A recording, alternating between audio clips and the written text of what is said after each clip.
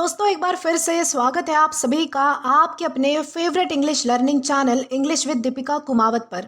तो दोस्तों आज के इस वीडियो में हम पैरा जंबल्स या फिर जिसे सेंटेंस रीअरेंजमेंट कहा जाता है उसे बेसिक से एडवांस तक सीखने वाले हैं। इस टाइप के क्वेश्चंस को सॉल्व करने के लिए आपकी रीडिंग स्किल्स और लैंग्वेज अंडरस्टैंडिंग एबिलिटी बढ़िया होना ज़रूरी है।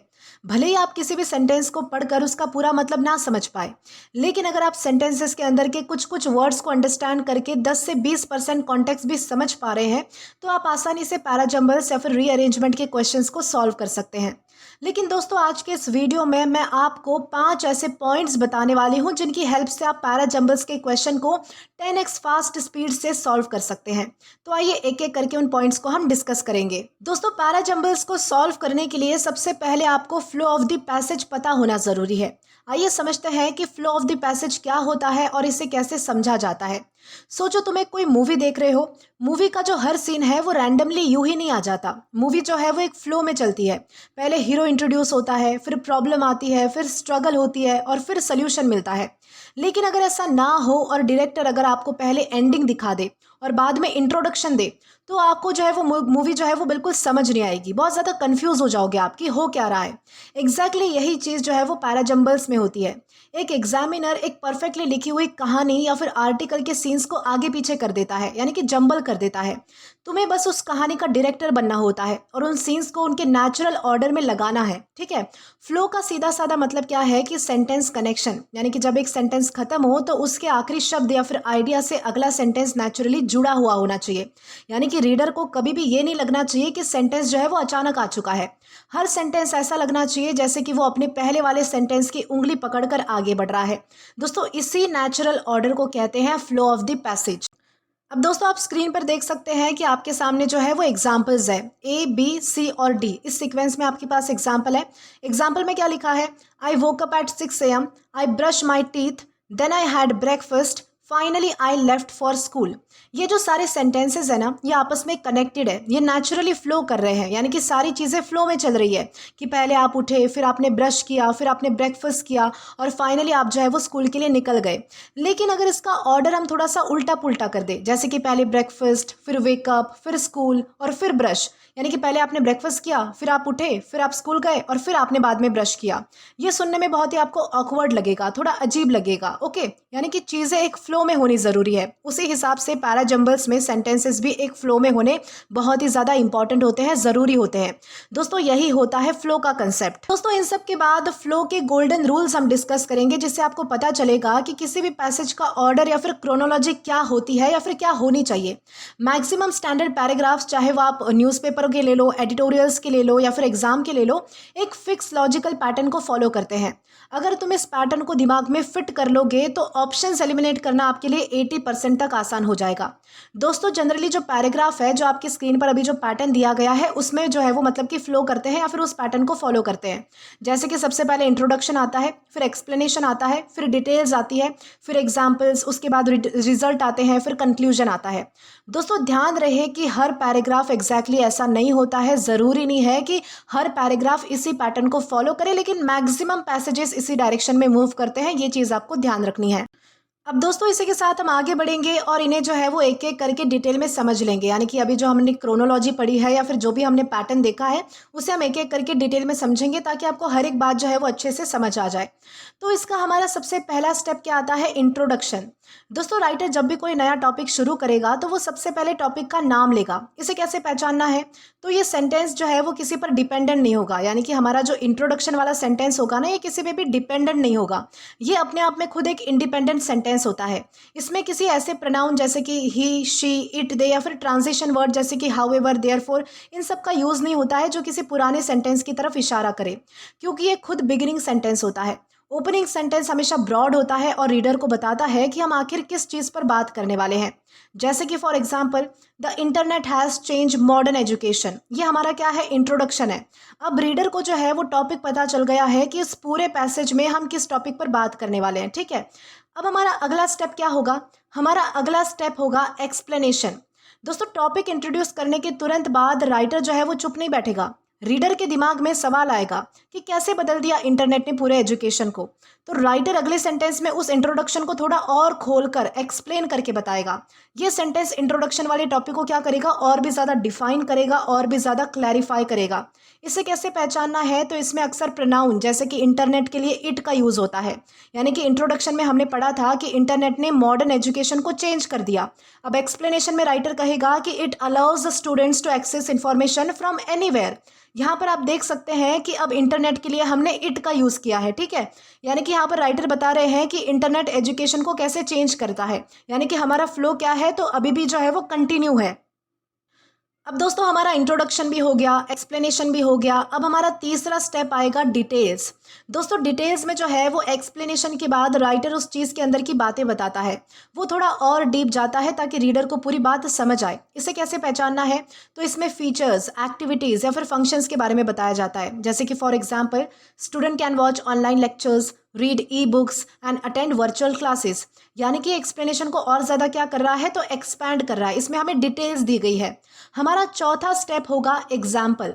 अब दोस्तों सिर्फ बड़ी बड़ी बातें करने से रीडर विश्वास थोड़ी करेगा। दोस्तों इसीलिए राइटर अपनी बात को सही साबित करने के लिए एक रियल वर्ल्ड एग्जाम्पल या फिर डेटा पेश करता है। इसे कैसे पहचानेंगे हम, तो इसमें आपको जो है वो for example, for instance, such as, ऐसे वर्ड्स जो है वो आपको देखने के लिए मिलेंगे। यानी कि अब राइटर जो है वो आपको एग्जाम्पल देगा। जैसे कि वो क्या क्या कहेगा, for example many universities now offer complete online degree programmes. यानी कि अब राइटर जो है वो प्रूफ दे रहा है अपनी बातों का। यानी कि हमारा जो फ्लो है वो क्या है, अभी भी कंटिन्यू है और भी ज़्यादा स्ट्रांग हो चुका है। अब दोस्तों हमारी अगली स्टेप क्या रहेगी, हमारी अगली स्टेप होगी रिजल्ट।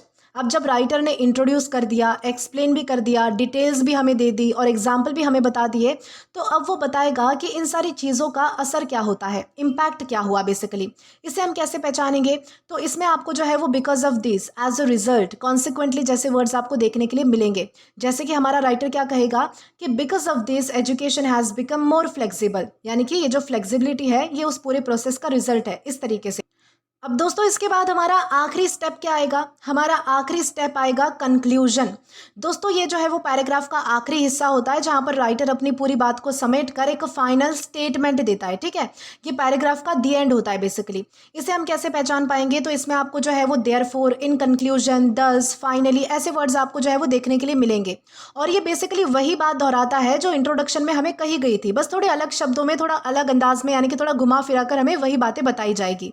जैसे कि राइटर क्या कहेगा कंक्लूजन में, therefore the internet has transform the way people learn. यानी कि यहाँ पर जो है वो हमारी कहानी पूरी खत्म हो चुकी है। यानी कि हमारा पूरा पैराग्राफ किस फ्लो में था, तो पहले हमने इंट्रोडक्शन देखा, फिर हमने एक्सप्लेनेशन देखा, फिर हमें डिटेल्स मिली, एग्जाम्पल मिले, रिजल्ट हमें पता चला और आखिर में क्या हो गया, तो कहानी खत्म हो गई, यानी कि कंक्लूजन हो गया। दोस्तों यही नेचुरल पैराग्राफ होता है। ज़्यादातर पैराग्राफ क्या होते हैं, ऐसे ही आते हैं, इसी पैटर्न में फॉलो करते हैं, इसी पैटर्न में फ्लो करते हैं। तो ये सब चीज़ें आपको ध्यान रखनी है। अब दोस्तों यहाँ तक तो हमने पढ़ लिया। अब सवाल आता है कि फ्लो को कैसे कर सकते हैं, कैसे फील किया जाए फ्लो को, यानी कि गुड फ्लो और बैड फ्लो कैसे पता करें, कैसे हमें पता चलेगा कि ये गुड फ्लो है या फिर बैड फ्लो है। तो दोस्तों पैरा जंबल्स को सॉल्व करने के लिए सिर्फ आपको रूल्स नहीं रटना है, आपकी रीडिंग इंट्यूशन को भी आपको एक्टिवेट करना होगा। जब हम सेंटेंसेस को जोड़ते हैं तो हमें जो है वो खुद से सवाल पूछना पड़ेगा कि क्या ये सुनने में हमें नेचुरल लग रहा है, क्या ये हमारे मतलब कि पिछले सेंटेंसेस से जुड़ रहा है। क्योंकि कभी कभी हमारा जो इंट्यूशन है वही हमें सही मतलब कि जवाब दे देता है। जैसे कि फॉर एग्जाम्पल ये आपको जो है वो मतलब कि आपके सामने कुछ सेंटेंसेस है, इन्हें आप देखिए। हमारा सबसे पहला जो सेंटेंस है उसमें लिखा है the earth revolves around the sun. दूसरा सेंटेंस है the company announce new salaries. और तीसरा सेंटेंस है कैट्स आर पॉपुलर पेट्स। यहाँ पर जो है वो आपके दिमाग को थोड़ा सा झटका लगेगा कि पहले तो भाई हम स्पेस में थे, फिर अचानक आ गए कॉर्पोरेट ऑफिस में, और फिर हम अचानक आ गए बिल्ली के पास, यानी कि कैट्स पर चले गए, ठीक है। इसका कोई फ्लो ही नहीं है, यानी कि यहाँ पर कोई मतलब कि नया सेंटेंस जो है वो पिछले सेंटेंस से कनेक्टेड है ही नहीं। ये रैंडम सेंटेंसेस का ढेर है। ये होता है बैड फ्लो, यानी कि इन सेंटेंसेस में आपस में कोई कनेक्शन नहीं है, आप इनके पेयर्स बना ही नहीं सकते। अब फिर से हमारे पास जो है वो नए एग्जाम्पल्स है। अब इन एग्जाम्पल्स को देखिए, ठीक है। यहाँ पर हमारे पास सबसे पहला सेंटेंस हमारा क्या है, the earth revolves around the sun. ये हमारे पास एक आइडिया आ गया, ठीक है, कि अर्थ का मूवमेंट यहाँ पर बताया गया है, ये हमारा एक टॉपिक है, ठीक है। अब दूसरा हमारा सेंटेंस आता है this movement takes about 365 days. इसका हमारे पिछले कनेक्ट मतलब कि सेंटेंस से कनेक्शन है कि दिस मूवमेंट मतलब कि दिस मूवमेंट का क्या कनेक्शन है, इसका जो है वो रिवॉल्व के साथ कनेक्शन है, ठीक है। और तीसरा हमारा सेंटेंस आता है as a result we experience 1 year. इसका भी हमारे पिछले सेंटेंस के साथ कनेक्शन है कि यहाँ पर जो है वो 365 डेज का हमें असर बताया गया है, रिजल्ट बताया गया है। तो यहाँ पर हर नया जो सेंटेंस है वो पिछले सेंटेंस के शोल्डर पर खड़ा है, यानी कि कनेक्टेड है। इसे कहते हैं सीमलेस फ्लो, यानी कि ये होता है गुड फ्लो। आशा करती हूँ कि आपको आइडिया मिल चुका है कि फ्लो को कैसे पहचाना जाता है और कैसे हम पता कर सकते हैं कि गुड फ्लो क्या होता है और बैड फ्लो क्या होता है। गुड फ्लो वो होता है जो अपने पिछले सेंटेंस से कनेक्ट कर पाए, पेयर बना पाए, और बैड फ्लो वो होता है जिसमें आपको जो है वो रैंडम सेंटेंसेस दिखेंगे जहां पर आपको मतलब कि कोई कनेक्शन या फिर कोई पेयर आपको मिलेगी ही नहीं। तो आई होप आपको यहाँ तक क्लियर हो चुका है। अब दोस्तों इसी के साथ हम आगे बढ़ेंगे। अब हम सबसे इंपॉर्टेंट सेक्शन कवर करने वाले हैं और वो है different types of flow patterns. Okay दोस्तों, एग्जाम में हर पैसेज जो है वो एक जैसा नहीं हो सकता, ठीक है, एक जैसा होता भी नहीं है। राइटर अलग अलग तरीके से सोचता है। अगर तुम्हें नीचे दिए गए फ्लो पैटर्न्स को समझ गए तो तुम तुरंत पहचान जाओगे कि सेंटेंसेस किस डायरेक्शन में जा रहे हैं, ठीक है। अब हम इन्हें डीप में समझते हैं। तो हमारा सबसे पहला आता है टाइम क्रोनोलॉजिकल फ्लो। दोस्तों ये सबसे आसान फ्लो होता है। इसमें इवेंट जो है वो समय के हिसाब से चलते हैं कि पहले क्या हुआ, फिर क्या हुआ और आखिर में क्या हुआ। इसे कैसे पहचानना है, तो इसमें कुछ कीवर्ड्स ध्यान आपको रखने हैं, जैसे कि first, then, next, after that, later, finally, in 1990, in 2005, in modern day etcetera. Okay, ऐसे वर्ड्स आपको टाइम फ्लो में देखने के लिए मिल जाएंगे। यानी कि इसमें पहले बीता हुआ कल यानी कि पास्ट आएगा, पास्ट की बात की जाएगी, फिर आज यानी कि में बात की जाएगी यानी कि प्रेजेंट आएगा, और फिर आने वाला कल यानी कि फ्यूचर आएगा, ठीक है। दोस्तों एग्जाम्पल के लिए जो है वो सीड प्लांटिंग से लेकर क्रॉप हार्वेस्टिंग का जो सफर होता है ना, वो इसका परफेक्ट एग्जाम्पल है। जैसे कि for example, first the seeds are planted, then they are watered, after a few weeks they begin to grow, finally the crops are harvested। ये होता है एक परफेक्ट फ्लो अगर टाइम के हिसाब से किसी चीज़ को अगर हमें समझना है तो ये हमारा क्या हो गया, तो हमने टाइम क्रोनोलॉजिकल फ्लो को जो है वो अच्छे से समझ लिया। अब इसी के साथ हम आगे बढ़ेंगे। अब दोस्तों दूसरा हमारा टाइप आता है कॉज इफेक्ट फ्लो। दोस्तों इस फ्लो में पहले कोई घटना घटती है, यानी कि आपको पहले कॉज बताया जाता है, वजह बताई जाती है, और उसके बाद उसके चलते जो नतीजा निकलता है यानी कि जो इफेक्ट होता है, जो असर होता है, वो आपको दिखाया जाता है। जैसे कि हमारे पास एग्जाम्पल है, heavy rain fell throughout the night, the roads become flooded, traffic came to a standstill, many offices remain closed. दोस्तों यहाँ पर आप ध्यान से देखिए, इन सेंटेंसेस को समझिए और फिर आपको समझ आएगा कि तुम जो है वो पहले रास्ता ब्लॉक नहीं कर सकते या फिर बाद में बारिश नहीं करवा सकते। पहले बारिश ही होगी तभी जाकर रास्ता ब्लॉक होगा। यानी कि पहले आपको सेंटेंसेस में देखना है कि कॉज क्या है, वजह क्या है, फिर उस सेंटेंस को ढूंढना है जिसमें आपको इफेक्ट यानी कि असर बताया गया है। इससे क्या होगा कि आपका जो सेंटेंस है वो जुड़ जाएगा, यानी कि कनेक्शन बनेगा सेंटेंसेस के बीच में, आपको पहचानने में आसानी होगी, पेयर बनाने में आसानी होगी। तो ये हमारा दूसरा टाइप था जहां पर हम एक तरफ कॉज ढूंढते हैं, दूसरी तरफ अगर इफेक्ट ढूंढते हैं, तो दोनों सेंटेंसेस हमें मिल जाते हैं और वो हमारी एक परफेक्ट पेयर बन जाती है। तो ये होता है हमारा कॉज इफेक्ट फ्लो। अब इसी के साथ हम आगे बढ़ेंगे। अब दोस्तों इसके बाद हमारा तीसरा टाइप आता है प्रॉब्लम सॉल्यूशन फ्लो। दोस्तों मैक्सिमम सोशल इश्यूज या फिर जो इन्वायरमेंट वाले जो पैसेजेस आते हैं वो इसी पैटर्न पर बेस्ड होते हैं। सबसे पहले एक आपको प्रॉब्लम बताई जाएगी, फिर बताया जाएगा कि ये प्रॉब्लम कितनी खराब है, और उसके बाद आपको सॉल्यूशन बताया जाएगा, और एंड में जो है वो उसका पॉजिटिव रिजल्ट दिखाया जाएगा। जैसे कि हमारे पास एग्जाम्पल है, plastic pollution has become a major environmental issue, governments are introducing stricter laws, people are switching to reusable products, और लास्ट है this can reduce plastic waste. यानी कि यहाँ पर हमें पहले बताया गया है कि प्लास्टिक पोल्यूशन कैसे हमारे इन्वायरमेंट के लिए कितना ज़्यादा बुरा है, फिर आपको बताया गया है कि ये प्रॉब्लम कितनी ज़्यादा सीरियस है जिसके चलते सरकार को रूल्स लागू करने पड़ रहे हैं, फिर इसका सोल्यूशन आ गया कि लोग जो है वो रीयूजेबल प्रोडक्ट का यूज़ कर रहे हैं, और आखिर में इसका पॉजिटिव इफेक्ट हमें बताया गया है कि ये सारी चीज़ें करके हम कैसे मतलब कि प्लास्टिक वेस्ट को कम कर सकते हैं। तो ये भी एक तरीका है पैराजम्बल्स में सेंटेंसेस को मतलब कि लिंक करने का, जोड़ने का, पेयर बनाने का, कि अगर कहीं पे आपको प्रॉब्लम दिख गई, मतलब कि कहीं पे अगर प्रॉब्लम मेंशन की गई है तो ज़रूर दूसरे किसी सेंटेंस में आपको सोल्यूशन भी दिखाई देगा। तो ये होता है हमारा प्रॉब्लम सोल्यूशन फ्लो। अब दोस्तों हमारा चौथा मतलब कि टाइप आता है जनरल स्पेसिफिक फ्लो। दोस्तों इसमें राइटर जो है वो पहले पूरी दुनिया या फिर एक बड़ी कैटेगरी की बात करता है, फिर धीरे से फोकस को जो है वो नैरो करके एक सिंगल चीज़ पर ले आता है। जैसे इसे समझने के लिए आपके स्क्रीन पर जो एग्जाम्पल है उसे देखिए। सबसे पहले हमें क्या बताया गया है, birds have different migration patterns, फिर आता है some species travel thousands of kilometres, और फिर हमें बताया गया है for example the Arctic tern flies from pole to pole. यानी कि यहाँ पर पहले जनरल कैटेगरी की बात की गई, यानी कि सारे बर्ड्स की बात हुई, ठीक है। फिर बात जो है वो कुछ स्पीसीज पर आ गई और आखिर में एग्जैक्ट एक बर्ड का नाम ही मेंशन कर दिया गया, यानी कि अब बात आखिर तक आते आते स्पेसिफिक हो गई। ओके, अगर एक सेंटेंस में एनिमल्स लिखा हुआ है कहीं पर और दूसरे सेंटेंस में लायंस लिखा है तो एनिमल वाला जो सेंटेंस है वो पहले आएगा लायन वाले से, ठीक है। यानी कि लायन वाले सेंटेंस से एनिमल वाला सेंटेंस क्या आएगा तो हम पहले लिखेंगे। यानी कि ये फ्लो कैसा होता है तो जनरल टू स्पेसिफिक कैटेगरी के हिसाब से काम करता है, और इसी तरीके से आप जो है वो सेंटेंसेस को ढूंढ सकते हैं और कनेक्ट कर सकते हैं, उनकी पेयर बना सकते हैं। तो ये है हमारा जनरल टू स्पेसिफिक फ्लो। अब दोस्तों इसके बाद हमारा पांचवा आता है ओपिनियन रीजन एग्जाम्पल फ्लो। दोस्तों जब राइटर अपना कोई नया पॉइंट या फिर अपनी थ्योरी रखना चाहता है तब ये फ्लो आपको देखने के लिए मिलेगा। जैसे कि एग्जाम्पल्स पर गौर कीजिए, तो हमारे पास यहाँ पर एग्जाम्पल है, reading books improves vocabulary, books expose readers to new words, for example novels contain varied expressions. Reading books improve vocabulary, ये क्या है तो हमारे राइटर का ओपिनियन है। हमारा जो पहला सेंटेंस है वो क्या है तो राइटर का ओपिनियन है। बाद में क्या सेंटेंस आया, books expose readers to new words, ये उसका रीज़न है कि रीडिंग किस तरीके से हमारी वोकैबुलरी इंप्रूव करती है। कैसे करती है, क्योंकि हमारे सामने जो है वो बहुत सारे नए वर्ड्स जो है वो आते हैं, यानी कि हम पढ़ते हैं, तो ये हुआ हमारा रीज़न। और बाद में आता है एग्जाम्पल कि for example novel contains varied expressions, तो ये होता है ओपिनियन रीजन एग्जाम्पल फ्लो। इस तरीके से भी हम जो है वो सेंटेंसेस को कनेक्ट कर सकते हैं, पेयर बना सकते हैं। यानी कि पहले देखिए कहीं पर ओपिनियन है तो रीजन ढूंढिए, रीजन है तो एग्जाम्पल ढूंढिए, इस तरीके से आपकी जो है वो पेयर बन जाएगी। तो ये होता है हमारा ओपिनियन रीजन एग्जाम्पल फ्लो। अब दोस्तों इसके बाद आता है क्वेश्चन आंसर फ्लो। दोस्तों ये बहुत ही बड़ा हैक है। अगर तुम्हारे पैरा जंबल्स में कहीं भी क्वेश्चन मार्क वाला सेंटेंस है तो 95% केसेस में वो पहले आएगा और उसके तुरंत बाद वो सेंटेंस आएगा जो सवाल का जवाब दे रहा हो। जैसे कि यहाँ पर जो है वो एग्जाम्पल पर गौर करिए, हमारे पास सेंटेंसेस है, why do leaves change colour, because chlorophyll breaks down, और हमारा आखिरी सेंटेंस है अदर पिगमेंट्स बिकम विजिबल। तो यहाँ पर आप देख सकते हैं कि क्वेश्चन आंसर वाला पैटर्न जो है वो यहाँ पर आपको दिख रहा है, यहाँ पर जो है वो क्वेश्चन आंसर वाला पैटर्न फॉलो हुआ है। इस तरीके से भी आप जो है वो सेंटेंसेस को कनेक्ट कर सकते हैं पैरा जंबल्स में। अगर आपको कहीं पर क्वेश्चन दिख रहा है तो ढूंढिए कि कहीं ना कहीं जो है वो आपका आंसर भी जरूर दिखेगा, तो वो वहाँ पर आपकी जो है वो पेयर बन जाएगी। तो इस तरीके से आपको ध्यान रखना है कि क्वेश्चन आंसर फ्लो जो है वो कैसे काम करता है, कैसे हम ढूंढ सकते हैं। इसी के साथ हम आगे बढ़ेंगे हमारे आखिरी टाइप की ओर।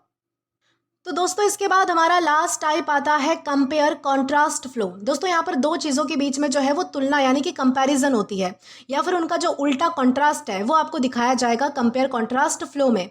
जैसे कि एग्जाम्पल पर गौर कीजिए, both cities have large populations, however one is much cleaner than the other, this difference affects the quality of life. पहले आपको जो है वो सिमिलैरिटी बताई गई कि बोथ सिटीज आर पॉपुलेटेड, यानी कि दोनों ही सिटीज कैसी है तो पॉपुलेटेड है। फिर टर्न आया कि how ever one is cleaner, यानी कि कंपैरिजन किया गया कि उसमें से एक जो है वो थोड़ी साफ सुथरी है। और फिर आपको इम्पैक्ट दिखाया कि दिस अफेक्ट्स लाइफ, यानी कि ये सब चीज़ें क्या करती है तो हमारी लाइफ की क्वालिटी को अफेक्ट करती है। तो दोस्तों ये भी एक तरीका होता है सेंटेंसेस को कनेक्ट करने का, उनकी पेयर बनाने का। तो ये सारे जो टाइप्स है आपको अच्छे से रट लेने हैं, अच्छे से ध्यान रखने हैं, ताकि आपको जो है वो एग्जाम में पैरा जंबल्स को लिंक करते वक्त यानी कि जोड़ते वक्त, पेयर बनाते वक्त, यानी कि मतलब कि अच्छे से ध्यान आ जाए कि यहाँ पर किस चीज़ के बारे में बात हो रही है, या फिर यहाँ पर जो है वो कौन सा मतलब कि फ्लो जो है वो यूज़ हुआ है। उस तरीके से आप जो है वो अच्छे से अपने सेंटेंसेस को जो है वो अरेंज कर पाएंगे, कनेक्ट कर पाएंगे, पेयर बना पाएंगे। इसी के साथ हम आगे बढ़ते हैं हमारे अगले कंसेप्ट की ओर। अब दोस्तों इन सब के बाद हम एक बहुत ही इंपॉर्टेंट कंसेप्ट को समझने वाले हैं जो कि पैरा जंबल सॉल्व करने में काफ़ी हेल्प कर सकता है। इस कंसेप्ट का नाम है डेफिनेट एंड इनडेफिनेट रेफरेंस। दोस्तों सबसे पहले समझते हैं कि इन दोनों का मतलब क्या होता है। सबसे पहला हमारा आता है इनडेफिनेट रेफरेंस। दोस्तों इनडेफिनेट रेफरेंस का सीधा सा मतलब होता है पहली मुलाकात। जब भी कोई राइटर किसी इंसान, किसी चीज़, किसी जगह का पहली बार अपनी कहानी में जिक्र करता है, यानी कि पहली बार उसे जो है वो इंट्रोड्यूस करवाता है, तो वो रीडर के लिए क्या होती है, अनजान होती है। हम पहली बार उससे मिल रहे होते हैं, ठीक है। इसलिए राइटर उसके साथ इनडेफिनेट इंडिकेटर्स जैसे कि an, some, one, a certain, इन सब का इस्तेमाल करता है। पहचानेंगे कैसे, तो अगर किसी सेंटेंस में लिखा है a company, an old man, a certain scientist, तो इसका मतलब है कि कहानी में इनका जो इंट्रोडक्शन है वो अभी अभी हुआ है, यानी कि ये कैसे है, हमारे बिगिनिंग सेंटेंसेस है। ओके, ये सेंटेंसेस अक्सर पैराग्राफ की शुरुआत यानी कि ओपनिंग सेंटेंसेस में आते हैं, क्योंकि ये किसी भी पुराने सेंटेंस पर डिपेंड नहीं कर सकते, क्योंकि ये खुद कैसे होते हैं, तो शुरुआती सेंटेंसेस होते हैं। ओके, इस तरीके से आपको ध्यान रखना है कि इनडेफिनेट रेफरेंस क्या होता है। जैसे कि एग्जाम्पल से समझते हैं, आपके सामने एग्जाम्पल है, यहाँ पर हमारे पास दो सेंटेंस है। पहला सेंटेंस है a boy entered the classroom और दूसरा सेंटेंस है the boy set on the first bench. अब दोस्तों यहाँ पर हमारे जो पहले सेंटेंस में हमने अ बॉय लिखा है, उसके थ्रू इस लड़के का जो पहली बार इंट्रोडक्शन है वो हमें मिला है, यानी कि हमें पहली बार पता चल रहा है कि ये लड़का है। ठीक है, उसके बाद दूसरे सेंटेंस में द बॉय से हमें पता चलता है कि ये उसी लड़के की बात हो रही है जो हमने पहले पढ़ रखा है। ठीक है, क्योंकि हमें एक बार पहले बॉय का इंट्रोडक्शन जो है वो मिल चुका है, इसीलिए अब हम द बॉय बोल सकते हैं, क्योंकि वो हमारे लिए अब अनजान नहीं रहा। तो ये होता है इनडेफिनेट रेफरेंस। अब दोस्तों इसके बाद बात करते हैं डेफिनेट रेफरेंस के बारे में। तो दोस्तों डेफिनेट रेफरेंस का मतलब होता है पुरानी पहचान। जब किसी एक बार पहले हो चुका है और राइटर दोबारा उसी चीज़ के बारे में बात करना चाहता है तो वो डेफिनेट बन जाता है। ठीक है, अब रीडर को पता है कि किसकी बात हो रही है, क्योंकि उसका पहले हमें इंट्रोडक्शन मिल गया है ना। इसलिए writer the, this, that, these, those, such, the same या फिर he, she, it, they, them, his, her, there, इन सारे वर्ड्स का यूज़ कर सकता है कहीं भी। पहचानेंगे हम कैसे दोस्तों? पहचानेंगे है कैसे? तो अगर किसी सेंटेंस में लिखा है the company, this old man या फिर दोज साइंटिस्ट, तो तुम्हारे दिमाग में तुरंत एक घंटी बजनी चाहिए कि ये जो द कंपनी है ये कौन सी है, या फिर इसका ज़रूर जो जिक्र है वो पिछले किसी सेंटेंस में अ कंपनी के रूप में किया होगा, तभी तो यहाँ पर द कंपनी आया। बस तुम्हें वही पुराना सेंटेंस ढूंढना है और तुम्हारा पेयर जो है वो तैयार हो जाएगा। जैसे कि फॉर एग्जाम्पल आपके सामने सेंटेंस है, यहाँ पर दो सेंटेंस हमारे पास है। पहले में क्या लिखा है? Scientist discovered a new planet, ये हमारा सेंटेंस पहला है। दूसरा सेंटेंस क्या है? The planet is believe to contain water. तो यहाँ पर जो हमने पहले सेंटेंस में अ प्लैनेट यूज़ किया है, अ न्यू प्लैनेट, यहाँ पर क्या हुआ है? तो पहली बार उस प्लैनेट का इंट्रोडक्शन हुआ है हमारे साथ। ठीक है, हमें पता चल गया कि एक प्लैनेट है, एक प्लैनेट की बात हो रही है। लेकिन जो दूसरा सेंटेंस है उसमें द प्लैनेट लिखा गया है। तो द प्लैनेट कौन सा है? ये वही पहला वाला प्लैनेट है, यानी कि पहले वाला जो सेंटेंस वाला प्लैनेट था ना, जिसका हमें पहली बार इंट्रोडक्शन मिला था, ये वही वाला प्लैनेट है, उसी को रेफर कर रहा है। तो इस तरीके से आपको जो है वो डेफिनेट और इनडेफिनेट रेफरेंस को समझना है। दोस्तों एक चीज़ ध्यान रखना है कि इनडेफिनेट जो रेफरेंस होता है, जिसमें हम एन ऐसे वर्ड्स यूज़ करते हैं, वो हमेशा डेफिनेट रेफरेंस जिसमें द, दिस, दैट, ये सारी चीज़ें आती है, उससे पहले आएगा। तुम कभी भी पहले सेंटेंस में द बॉय नहीं लिख सकते जब तक तुमने पहले किसी और सेंटेंस में अ बॉय का जिक्र ना किया गया हो। तो ये चीज़ आपको ध्यान रखनी है, ये चीज़ बहुत ही ज़्यादा इंपॉर्टेंट है। अब दोस्तों यहाँ तक तो हमने डेफिनेट और इनडेफिनेट रेफरेंस को भी मतलब कि डिस्कस कर लिया है, समझ लिया है। अब समझते हैं प्रोनाउन रोल। दोस्तों प्रोनाउन जैसे कि ही, शी, इट, दे, ये कभी भी बिना किसी नाउन के नहीं आते। इनका रेफरेंस पहले किसी नाउन से होना ज़रूरी है। जैसे कि एग्जाम्पल देखिए, आपके पास जो है वो स्क्रीन पर दो एग्जाम्पल है। पहला है रिया बॉट अ लैपटॉप और दूसरा है she uses it every day. Okay, यहाँ पर जो शी का रेफरेंस है वो क्या है? रिया है, और इट का रेफरेंस लैपटॉप है। ठीक है, यानी कि जो शी यूज़ हुआ है दूसरे सेंटेंस में वो रिया के लिए यूज़ हुआ है, और जो इट यूज़ हुआ है वो लैपटॉप के लिए यूज़ हुआ है। इसीलिए पहले रिया और लैपटॉप का इंट्रोडक्शन होगा, उसके बाद जो है वो प्रोनाउंस हम यूज़ कर सकते हैं आगे के सेंटेंसेस में। ठीक है, अब दोस्तों एक इंपॉर्टेंट बात एक और ध्यान रखनी है कि बहुत सारे जो स्टूडेंट्स हैं वो सोचते हैं कि अगर किसी सेंटेंस की शुरुआत द से हो रही है तो वो कभी भी फर्स्ट सेंटेंस हो ही नहीं सकता, क्योंकि हमने तो भाई पढ़ रखा है ना कि डेफिनेट और इनडेफिनेट रेफरेंस में क्या है कि पहले जो शुरुआत वाला सेंटेंस होगा उसमें अ होगा, बाद में आप जो है वो उसे डेफिनेट करने के लिए क्या करोगे कि द का यूज़ करोगे।